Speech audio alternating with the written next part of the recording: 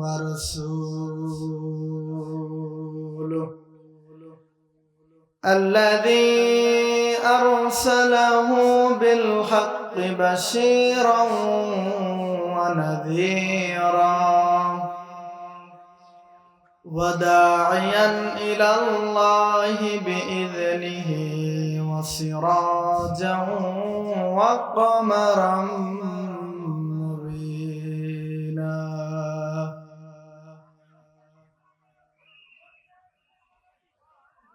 أعوذ بالله من الشيطان الرجيم بسم الله الرحمن الرحيم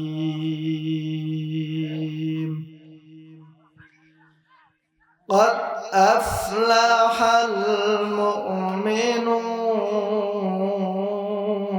المؤمنون الذين هم في صلاتهم خاشعون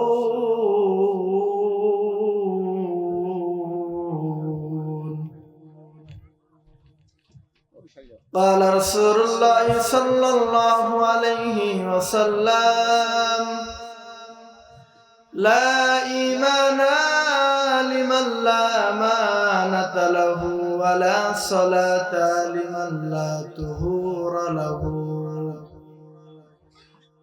ولا دين لمن لا صلاة له إنما موضع الصلاة كموضع الرأس من الجسد صدق الله العظيم وصدق رسوله النبي الكريم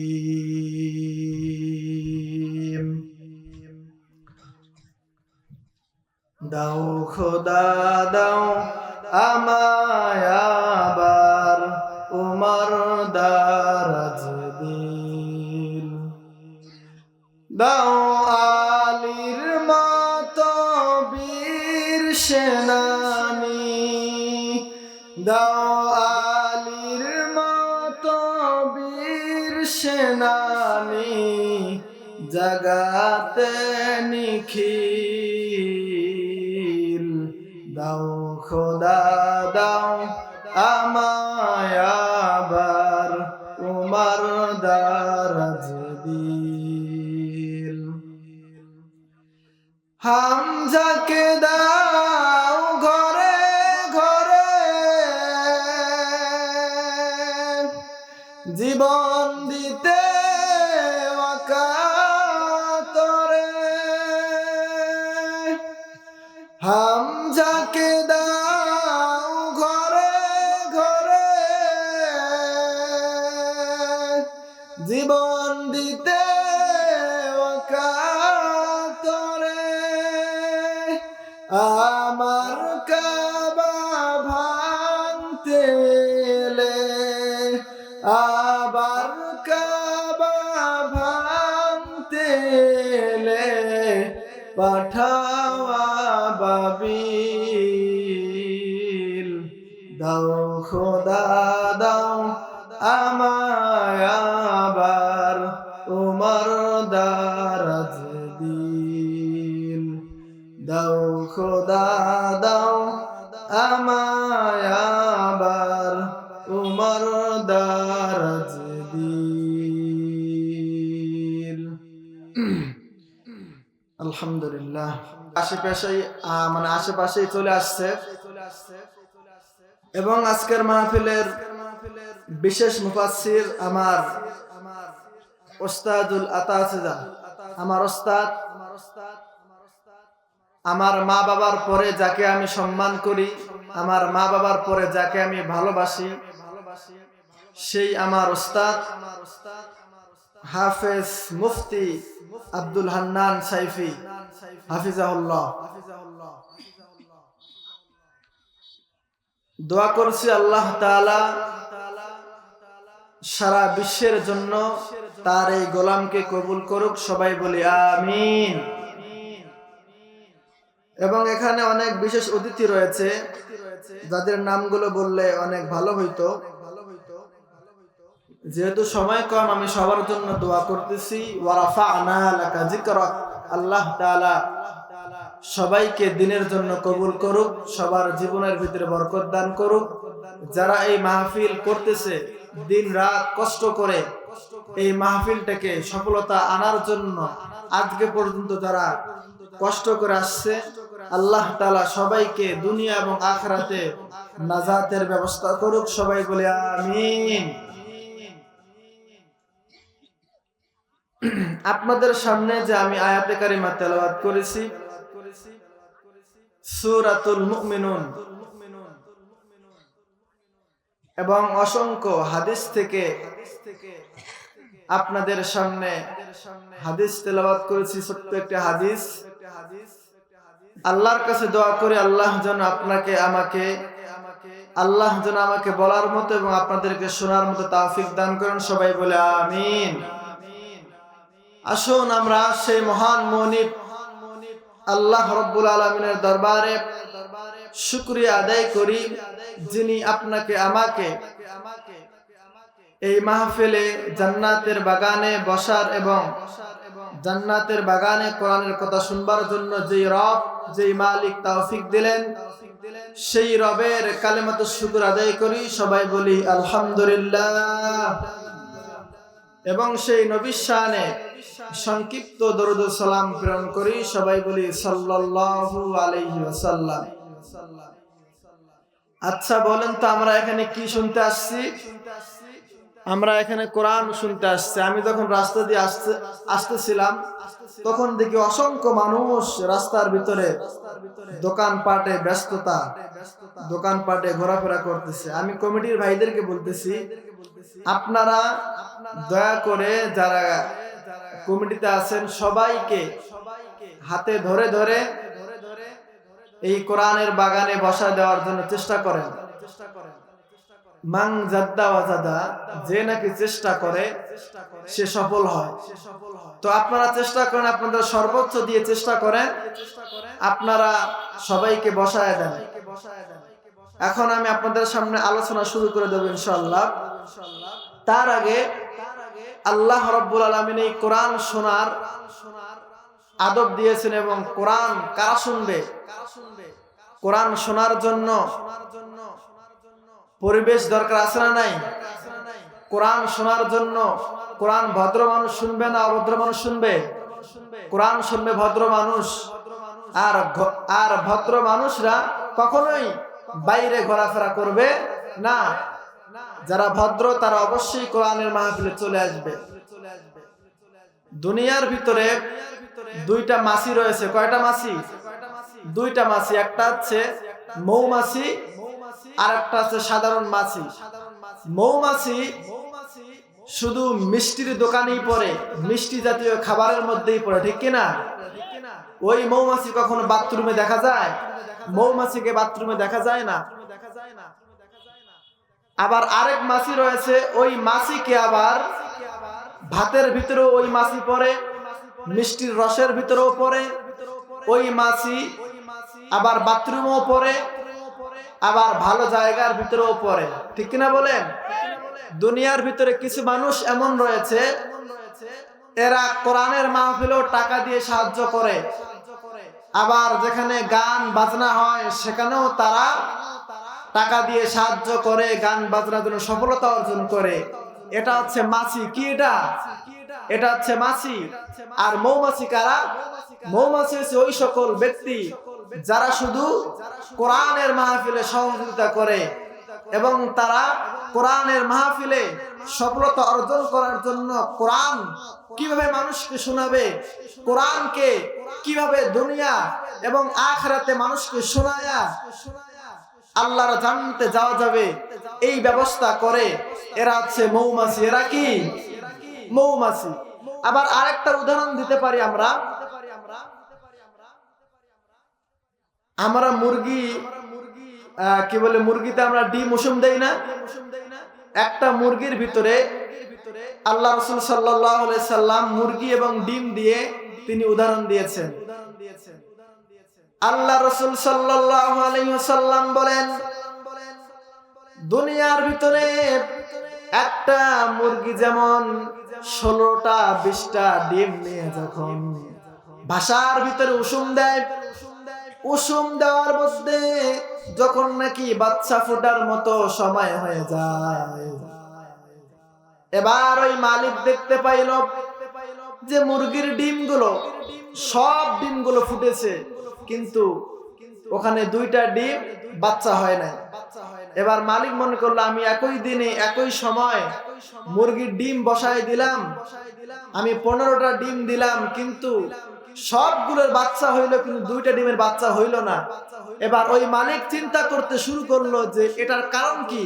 এবার ওই মালিক চিন্তা করতে করতে পাইলো, আমার এই মুরগি তার ডানা থেকে 2 ডানা থেকে এই 2টা ডিমকে উষুম না দেওয়ার কারণে ওই ডিম থেকে বাচ্চা হয় নাই, হয়েছে ওই ডিম থেকে বাচ্চা হয়। রাসূল সাল্লাল্লাহু আলাইহি সাল্লাম বলে, দুনিয়ার ভিতরে কোরআনের প্যান্ডেল বসানো হবে, দুনিয়ার ভিতরে মুরগি যেমন 2টা ডানা রয়েছে, আমাদের মাহফিলে 2টা ডানা আছে না নাই? আল্লাহ রাসূল সাল্লাল্লাহু আলাইহি ওয়াসাল্লাম উদাহরণ দিয়ে বলেছেন, দুনিয়ার ভিতরে মুরগি ডানার মতো ডানা রবে, এই ডানার ভিতরে যেই সকল আমার উম্মতেরা বসে যাবে এরা হচ্ছে জান্নাতি। এরা কি? এরা হচ্ছে জান্নাতি। এ দুনিয়ার মানুষ মুরগির ডানার ভিতরে থাকলে যেমন বাচ্চা হয়, জান্নাতের এই ডানার ভিতরেও থাকলে ওই ব্যক্তিকে রাসূল সাল্লাল্লাহু আলাইহি ওয়াসাল্লাম সুসংবাদ দিয়েছেন, ওই ব্যক্তিরা হচ্ছে জান্নাতি। আজকে যারা আমরা এই কোরআনের মাহফিলে এই প্যান্ডেলের ভিতরে বসে গেছি, এরা হচ্ছে জান্নাতি মানুষ। কি মানুষ? আপনারা কি মানুষ? আপনারা হচ্ছে জান্নাতি মানুষ, ভালো ডিম। আর যারা দোকান পাটে, আর যারা রাস্তায় যারা চা খাচ্ছেন, রাস্তার ভিতরে ঘোরাফেরা করতেছেন, এরা হচ্ছে কি ডিম? এরা হচ্ছে ঘোলঘোলা ডিম। কি আর যারা বলেন কি ডিম? এরা আমরা যে এখানে বসছি ওদেরকে একটু জানায় দেওয়া দরকার আছে না নাই? আমরা একটু সবাই জোরে তাকবীর দেব, আমাদের আওয়াজ শুনে যেন যারা বাইরে ঘোরাফেরা করতেছে এরা যেন চলে আসে। তাকবীর দিয়ে রাজি আছেন তো? নারায়ে তাকবীর। হয় নাই এই আওয়াজ দিলে হবে না, আমাদেরকে এত জোরে আওয়াজ দিতে হবে। মুসলমান এই বাংলাদেশের ভিতরে বিগত 16 বছর কোরআনের মাহফিল বন্ধ করে দেওয়ার জন্য, আলেমদের মুখ বন্ধ করে দেওয়ার জন্য এই বাংলাদেশে নাস্তিক বেঈমানেরা উত পেতে রয়েছিল, তারা কোরআনের মাহফিল বন্ধ করে দিবে। কিন্তু আল্লাহ বলে, ওয়ামাকারু ওয়ামাকারাল্লাহ ওয়াল্লাহু খায়রুল মাকিরিন। এই দুনিয়ার সকল বেঈমানেরা, কাফের বেঈমানেরা, এরা ষড়যন্ত্র করবে আর আমি আল্লাহ কৌশল করব।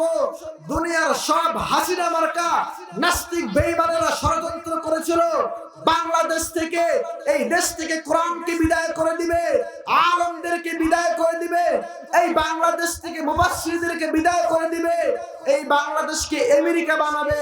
কিন্তু আল্লাহ বলে, তোমার মতো স্বৈরাচার কোন চালাকি করলে কোনো লাভ হবে? আল্লাহ বলে, ওয়ামাকারু ওয়ামাকারাল্লাহ। তুমি কি আর ষড়যন্ত্র করবা? তোমার বাপ ছিল ফেরাউন, তোমার বাবা ছিল নমরুদ।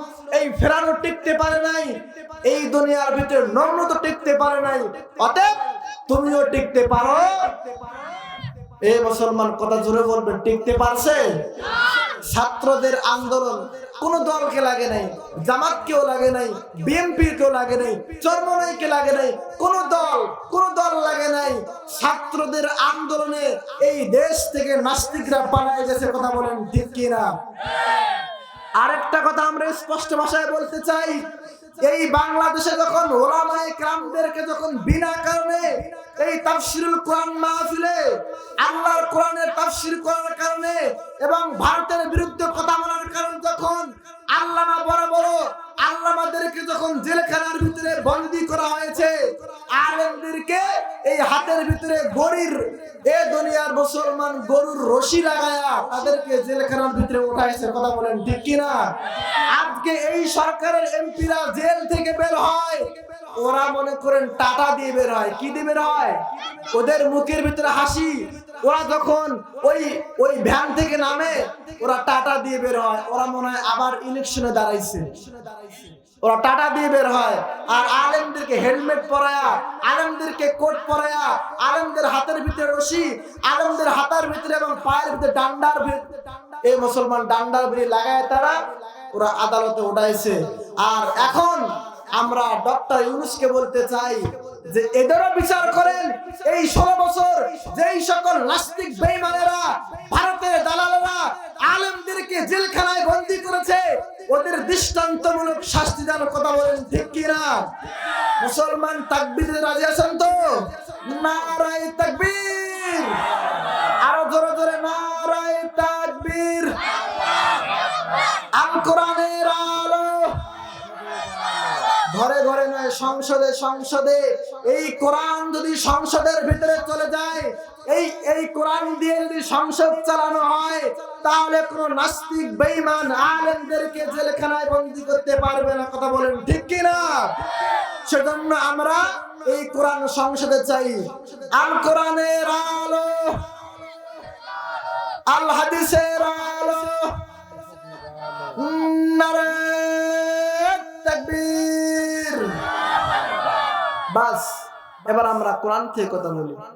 আমি আপনাদের সামনে সূরাতুল মুমিনুন থেকে 2টা আয়াত তেলাওয়াত করেছি। এই কোরআনের কোন তাফসীর বা কোরআনের কোন আয়াত বুঝতে হলে আগে এই আয়াত, এই সূরা কিসের জন্য নাজিল হয়েছে, আল্লাহ তাআলা এই আয়াত এবং এই সূরা কিসের জন্য নাজিল করেছে, এটাকে বলা হয় শানে নুজুল। আগে আমরা এই সূরার শানে নুজুলটা জানি। আল্লাহ রাসূল সাল্লাল্লাহু আলাইহি ওয়াসাল্লামের সামনে যখন এই কোরআন নিয়ে হযরতে জিবরিল আলাইহিস সালাম আসতেন, তখন তার অবস্থাটা এরকম হয়ে যাইতো যে আমাদের নবী সাল্লাল্লাহু আলাইহি ওয়াসাল্লামের পুরো শরীর ঘেমে যাইতো এবং রাসূল সাল্লাল্লাহু আলাইহি ওয়াসাল্লাম গুনগুন গুনগুন করে আওয়াজ করে কোরআন তেলাওয়াত করত এবং সাহাবায়ে কেরাম বুঝতে পারতেন এখন আল্লাহ তাআলা রাসূল সাল্লাল্লাহু আলাইহি ওয়াসাল্লামকে কোরআন নাজিল করতেছেন। একদিন সাহাবায়ে কেরাম লক্ষ্য করে দেখলেন বিশ্বনবী মুহাম্মদ রাসূলুল্লাহ সাল্লাল্লাহু আলাইহি ওয়াসাল্লাম বসে আছেন এবং তেনার পুরো শরীরে ঘেমে যাচ্ছেন এবং তার দুই ঠোঁটটা নড়তেছে আর বিড়বিড় বিড়বিড় এবং গুনগুন করে আওয়াজ হইতেছে। সাহাবায়ে কেরাম বুঝতে পারলেন আমাদের রাসূল সাল্লাল্লাহু আলাইহি সাল্লামের সামনে এখন আল্লাহ তাআলা কোরআন নাযিল করতেছেন। সাহাবায়ে কেরাম চুপ হয়ে গেলেন। বিশ্বনবী মুহাম্মদ রাসূলুল্লাহ সাল্লাল্লাহু আলাইহি ওয়াসাল্লাম হাত তুললেন, হাত তুলে এবার দোয়া করতে শুরু করে আল্লাহকে বললেন, আল্লাহ আপনি আমার উম্মতকে বাড়ায় দেন, আপনি আমার উম্মতের সম্মান বাড়ায় দেন। ও আমার রব আল্লাহ তাআলা, আপনি আমার উম্মতের সম্মান বাড়ায় দেন, আপনি আমার উম্মতের ধন সম্পদ বাড়ায় দেন। ও আল্লাহ তাআলা, আপনি আমার উম্মতদেরকে maaf করে দেন। এভাবে যখন রাসূল সাল্লাল্লাহু আলাইহি সাল্লাম দোয়া করতে লাগলেন, এবার সাহাবায়ে কেরাম অপেক্ষা করতেছেন কখন রাসূল সাল্লাল্লাহু আলাইহি সাল্লাম হাত নামাবে। হঠাৎ করে রাসূল সাল্লাল্লাহু আলাইহি সাল্লাম হাত নামিয়ে ফেললেন। এ দুনিয়ার মানুষ ভালো করে লক্ষ্য করে দেখেন, এবার রাসূল সাল্লাল্লাহু আলাইহি ওয়াসাল্লাম হাত নামিয়ে ফেললেন। সাহাবায়ে কেরাম বললেন, ও আল্লাহর রাসূল আপনি হাত তুললেন, আপনি দোয়া করলেন, কিসের জন্য দোয়া করলেন? এবার রাসূল সাল্লাল্লাহু আলাইহি ওয়াসাল্লাম বললেন, ও আমার সাহাবায়ে কেরাম, আল্লাহ আমার সামনে এখন এমন একটি সূরা নাযিল করেছে, এমন একটি গুণের কথা বলেছে, আমার কোন উম্মত যদি, আমার কোন সাহাবায়ে কেরাম যদি এই গুণের অধিকারী হতে পারে, তাহলে আল্লাহ রাব্বুল আলামিন তাকে জান্নাত দিয়ে দিবেন। আরো জোরে বলি সুবহানাল্লাহ। এবার রাসূল সাল্লাল্লাহু আলাইহি ওয়াসাল্লাম বললেন, ও সাহাবায়ে কেরাম, আল্লাহ রাব্বুল আলামিন আমাকে সূরাতুল মুমিনুন নাযিল করেছে। এবার রাসূল সাল্লাল্লাহু আলাইহি ওয়াসাল্লাম বলতেছেন, ক্বাদ আফলাহাল মুমিনুন।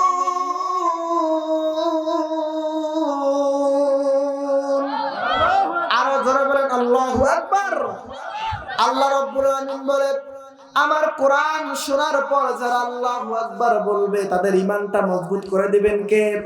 আল্লাহ রাব্বুল আলামিন সূরাতুল আনফালের 2 নম্বর আয়াতের ভিতরে বলেন, ইন্নামাল মুমিনুনা আল্লাযীনা ইযা যুকিরাল্লাহু ওয়াজিলাত কুলুবুহুম وَإِذَا تُلِيَتْ عَلَيْهِمْ آيَاتُهُ زَادَتْهُمْ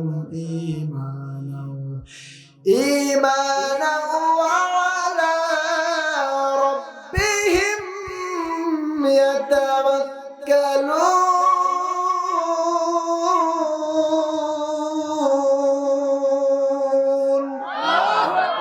আল্লাহ রাব্বুল আলামিন বলেন, আমার ইমানদারের সামনে যখনই আমার জিকির তাদের কানের ভিতরে পড়ে যায়, তারা দুনিয়ার সব কাজ কর্ম বন্ধ করে আমার যেখানে জিকির হয় সেখানে তারা চলে আসে।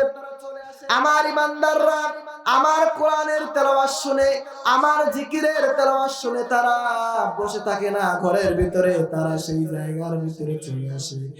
আর আমার ইমানদারের সামনে যখন আমার এই কোরআন তেলাওয়াত করা হয়, তখন আমি আল্লাহ রাব্বুল আলামিন আয়াতুহু যাদাতুহুম ঈমানা, আমার এই আয়াতগুলো যখন তেলাওয়াত করা হয় আর তারা যখন ভদ্র সহকারে সেই আয়াতগুলো শুনে, আমি আল্লাহ রাব্বুল আলামিন তাদের ঈমানটাকে মজবুত করে দেই। জোরে বলি সুবহানাল্লাহ। তাহলে কোরআনের আয়াত শোনার সঙ্গে সঙ্গে আল্লাহু আকবার বলতে রাজি আছেন তো? নারে তাকবীর, আরো জোরে বলেন নারে তাকবীর। এবার রাসূল সাল্লাল্লাহু আলাইহি সাল্লাম বলতেছেন, ক্বাদ আফলাহাল মুমিনুন।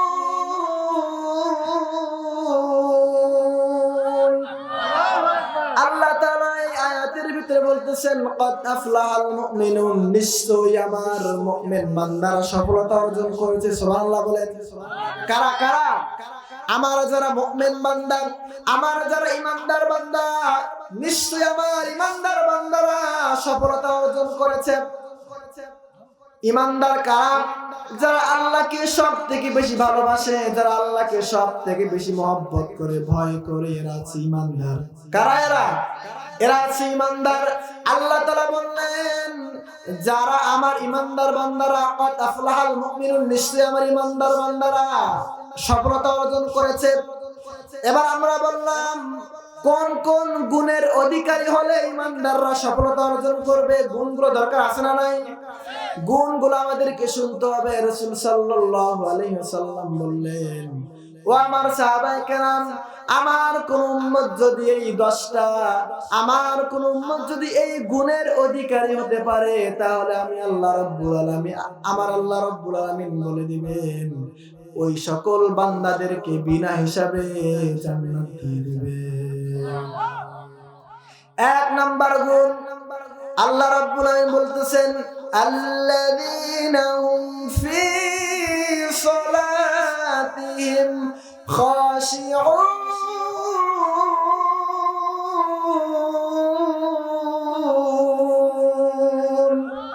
আল্লাহ তাআলা বলেন, আমার ওই সকল ঈমানদাররা আমার এই গুণটা যদি মানতে পারে, তাহলে আমি আল্লাহ তাকে আমার জান্নাত দেব। 1 নাম্বার গুণ হচ্ছে আল্লাহ রাব্বুল আলামিন বলেন, আল্লাযীনা হুম ফি সালাতিহিম খাশিউন, আমার ঈমানদার বান্দারা, আমার মুমিন বান্দারা, এরা নামাজটা পড়ে বিনয়ের সঙ্গে, খুশু খুদু নিয়ে নামাজ পড়ে। বিনয় মানে কি? বিনয় মানে আল্লাহর ভয়। তারা যখন নামাজে দাঁড়িয়ে যায়, তারা যখন নামাজ পড়ে, তারা এদিকে তাকায় না, ওদিকে তাকায় না। ঈমানদার বান্দারা যখন নামাজের ভিতরে দাঁড়ায় যায়, এরা তার আল্লাহর দিকে তাকায়। কিসের দিকে তাকায়? আর জোরে বলেন, কিসের দিকে তাকায়? এরা আল্লাহর দিকে তাকায়। আল্লাহ রাব্বুল আলামিন বলতেছেন, আমার ঈমানদার বান্দারা হবে ওই সকল বান্দারা, তাদের 1 নাম্বার গুণ হচ্ছে আল্লাযীনা হুম ফি সালাতিহিম খাশিউন, তারা নামাজে বিনয় অর্জন করবে। আমার ঈমানদার বান্দারা যখন আল্লাহু আকবার বলে নামাজে দাঁড়িয়ে যাবে, তারা যখন নামাজে দাঁড়িয়ে যাবে, তারা মনে করবে আমি আমার আল্লাহকে দেখতেছি। কাকে দেখতেছি? আল্লাহকে দেখতেছি। আর আমরা যে আল্লাহকে দেখতে না পাই, তাহলে মনে করতে হবে আল্লাহ আমাদেরকে দেখতেছেন। কথা বলেন ঠিক কিনা? হযরত আলী রাদিয়াল্লাহু তাআলা আনহু বলেন, আমি আলী যখন নামাজে দাঁড়িয়ে যাই, আমি আলী যখন নামাজ পড়ি, তখন আমি আলী মনে করি আমার আল্লাহ আমাকে দেখতেছেন। সুবহানাল্লাহ বলেন। আর আজকে আমরা নামাজে দাঁড়াই, আমরা নামাজে দাঁড়িয়ে এদিকে তাকাই ওদিকে তাকাই। আল্লাহ রাব্বুল আলামিন নবীকে বললেন, নবী, আমার নবী পেরেশান হয়ে গেলেন। আমার নবী মক্কার ভিতরে দাওয়াত দেন, কিন্তু মক্কার মানুষ নবীর গায়ে থুতু মারে, নবীকে মারে, নবীকে গালাগালি করে। এবার নবী যখন নামাজের ভিতরে দাঁড়ায় যায়, নবী এদিকে তাকায় ওদিকে তাকায়, নবী একবার আসমানের দিকে তাকায়। আল্লাহ রাব্বুল আলামিন আয়াত নাযিল করে দিলেন, ও আমার পয়গম্বর, আল্লাযীনা হুম ফি সালাতিহিম খাশিউন। ও আমার নবী, আপনি নামাজে দাঁড়িয়েছেন, আপনি এদিকে তাকাবেন না ওদিকে তাকাবেন না।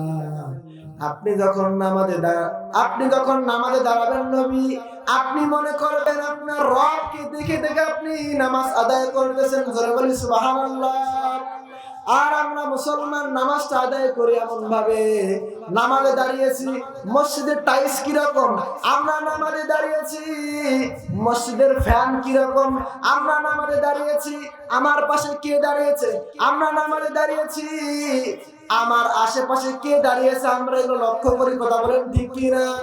এই নামাজ দিয়ে আল্লাহর জান্নাতে যাওয়া যাবে? এই নামাজ দিয়ে আল্লাহর জান্নাতে যাওয়া যাবে না। নামাজটা আদায় করতে হবে এমন ভাবে, আমি এমন ভাবে নামাজটা আদায় করব, আমি যেন মনে করি আমার রব আমাকে দেখতেছেন। আমরা দুনিয়ার কোন সরকারের সামনে দাঁড়ালে, আমরা কোন বড় ব্যক্তির সামনে দাঁড়ালে, আমরা ওই ব্যক্তির সামনে সুন্দর করে আদব সহকারে দাঁড়াই, ঠিক না বলেন? কিন্তু আমরা যখন নামাজে দাঁড়াই, আমরা কার সামনে দাঁড়াই? আল্লাহর সামনে দাঁড়াই, যিনি আপনাকে সৃষ্টি করেছেন, যিনি আমাকে সৃষ্টি করেছেন, যিনি আসমান সৃষ্টি করেছেন, যিনি জমিন সৃষ্টি করেছেন। আমরা সেই রবের সামনে দাঁড়াচ্ছি, কিন্তু আমরা রবের সামনে দাঁড়ায়া আমরা এদিকে তাকাই ওদিকে তাকাই, আমরা একবার ফ্যানের দিকে তাকাই, আমরা একবার টাইলসের দিকে তাকাই। এই নামাজ দিয়ে আল্লাহর জান্নাতে যাওয়া যাবে? যাবে?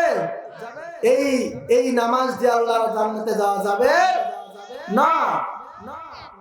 তাহলে এক নাম্বার গুণ কি? নামাজটা বিনয়ের সঙ্গে কি করতে হবে? আদায় করতে হবে।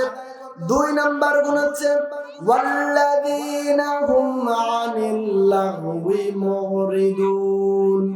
আল্লাহ রাব্বুল আলামিন বলে, আমার যারা মুমিন বান্দা হবে, আমার যারা ঈমানদার বান্দা হবে, তারা সব বেহুদা, তাদের জবানকে কন্ট্রোল করবে এবং সব খারাপ কাজ থেকে তারা বিরত থাকবে। কি থাকবে? যারা আল্লাহর ঈমানদার বান্দা হবে, তারা তাদের জবানকে কন্ট্রোল করবে। তারা এই জবান দিয়ে কখনোই খারাপ ব্যবহার করবে না, তারা এই জবান দিয়ে কখনো মানুষকে গালি দিতে পারবে না, তারা এই জবান দিয়ে মানুষকে খারাপ দিকে যাওয়ার জন্য কোনো কথা বলবে না। আল্লাহর যারা ঈমানদার বান্দা হবে, তারা কোনো খারাপ কাজের দিকেও যাবে না এবং তারা তাদের জবান দিয়েও খারাপ কথা বলবে না। এরা হচ্ছে ঈমানদার। এরা কি? এরা হচ্ছে ঈমানদার। কিন্তু আল্লাহ আপনাকে আমাকে এই জবান দিয়েছেন, আল্লাহ আপনাকে আমাকে এই জবান নামে একটা জবান দিয়েছেন। আমাদের যত ইচ্ছা হয় এই জবান দিয়ে মানুষের গীবত করি, আমাদের ইচ্ছা হলেই আমরা এই জবান দিয়ে মানুষের সঙ্গে খারাপ ব্যবহার করি, মানুষকে গালি দেই, আমরা মানুষের নামে অপবাদ দেই। এরকম লোক আছে না নাই? এরা ঈমানদার? এরা মুসলমান, টুপি পরলো এরা ঈমানদার নয়, এরা দাড়ি রাখলো এরা ঈমানদার নয়, এরা মসজিদের ইমাম হলো এরা ঈমানদার নয়। ঈমানদার হবে কারা? ঈমানদার হবে ওই সকল বান্দারা যারা তাদের জবানকে কন্ট্রোল করবে। তারা এই জবান দিয়ে খারাপ কথা বলবে না, মানুষকে গালি দিবে না এবং এই জবান দিয়ে মানুষকে খারাপ কাজের এবং খারাপ দলের দিকে যাওয়ার কোনো পরামর্শ দিবে না।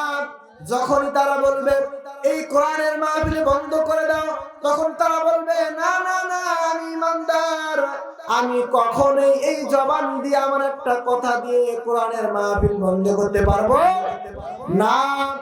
কিন্তু বিগত 16 বছর দেখা গিয়েছে মুসলমান আমাদের একটা সিগনেচার, একটা চোখের ইশারায়, একটা মুখের কথায় অনেক কোরআনের মাহফিল বন্ধ হয়ে গিয়েছে। আল্লাহ এই জন্য জবান দেন নাই, আল্লাহ এই জন্য জিহ্বা দেয় নাই যে তুমি তোমার এই জিহ্বা দিয়ে, তুমি তোমার এই জবান দিয়ে কোরআনের মাহফিল বন্ধ করে দিবা। আল্লাহ এই জন্য জবান দেয় নাই। আল্লাহ বলে আমি আল্লাহ তোমাকে এই জবান দিয়েছি, তুমি এই জিহ্বা দিয়ে আমি আল্লাহর জিকির করবা, আমি আল্লাহর কোরআন তেলাওয়াত করবা। যত তোমরা আমার এই কোরআন তেলাওয়াত করবা ততই তোমাদের সম্মান বাড়ায় দিবেন কে? আরো জোরে বলেন, সম্মান বাড়ায় দিবে কে? আর আপনি যদি এই জিহ্বা দিয়ে মানুষের গীবত করেন, মানুষের বিরুদ্ধে কথা বলেন, মানুষকে ছোট করার জন্য এই জিহ্বা দিয়ে কোন গালিগালাজ করেন, আল্লাহ বলে দুনিয়ায় তুমি বড় হলে হতে পারো, কিন্তু আখিরাতের ময়দানে তোমার নাজাতের ব্যবস্থা হবে না, হবে না। আল্লাহ রাব্বুল আমিন বলে, আল্লাহ রাসূল বলেছেন, আমার কোন উম্মত যদি দুইটা জিনিসের গ্যারান্টি দিতে পারে, কয়টা জিনিস? দুইটা জিনিসের গ্যারান্টি দিতে পারে এবং হেফাজত করতে পারে, আমি রাসূল নিজেই তাদেরকে, আমি রাসূল কিয়ামতের ময়দানে ডেকে ডেকে তাদেরকে জান্নাতে ঢুকায় দেব। বলেন সুবহানাল্লাহ। এক নম্বর হচ্ছে যারা এই জিহ্বাকে কন্ট্রোল করবে, এই জিহ্বা দিয়ে কারো বিরুদ্ধে কথা বলবে না, এই জিহ্বা দিয়ে কাউকে গালাগালিজ করবে না, কারো গীবত করবে না, কারো শয়তানি করবে না। আল্লাহ রাসূল বলে দুই চোয়ালের মাঝখানে যে জিহ্বা আছে, এই জিহ্বা যে ইবাদত করবে, আমি রাসূল সাল্লাল্লাহু আলাইহি ওয়াসাল্লাম ওই ব্যক্তিকে জান্নাতে নিয়ে যাওয়ার জন্য জিম্মাদার হয়ে গেলাম। জোরে বলি সুবহানাল্লাহ। আর দুই নাম্বার হচ্ছে দুই পায়ের মাঝখানে লজ্জাস্থান আছে না নাই? আর আছে না নাই? দুই পায়ের মাঝখানে যে লজ্জাস্থান আছে, এই লজ্জাস্থানের যারা হেফাজত করবে, আল্লাহ রাসূল বলেছেন, আমি রাসূল সাল্লাল্লাহু আলাইহি ওয়াসাল্লাম কিয়ামতের ময়দানে ওদেরকে জান্নাতে নিয়ে যাওয়ার জন্য জিম্মাদার হয়ে গেলাম। সুবহানাল্লাহ। তাহলে এই জিহ্বা দিয়েছেন কে? আর জোরে বলেন, এই জিহ্বা দিয়েছেন কে? এই জিহ্বা দিয়ে স্মরণ করতে হবে কাকে? এই জিহ্বা দিয়ে কোরআন তেলাওয়াত করতে হবে কার? আমরা কিন্তু এগুলো করি না। আমরা শুধু মানুষের বিরুদ্ধে, মানুষের কথাবার্তা বলে বলে আমরা সময় কাটাই। আল্লাহ রাব্বুল আমিন এই জন্য আপনাকে পাঠায় নাই। আল্লাহ বলে, আমি আল্লাহ তোমাকে দুনিয়ার ভিতরে পাঠিয়েছি এই জিহ্বা দিয়ে 24টা ঘন্টার ভিতরে তোমরা জিকির করবা কার? তাহলে এই জিহ্বা দিয়ে জিকির করব কার? এবার আসেন 3 নাম্বার। আল্লাহ রাব্বুল আমিন বলতেছেন, ওয়াল্লাযীনা হুম লিয-যাকাতি ফাঈলুন।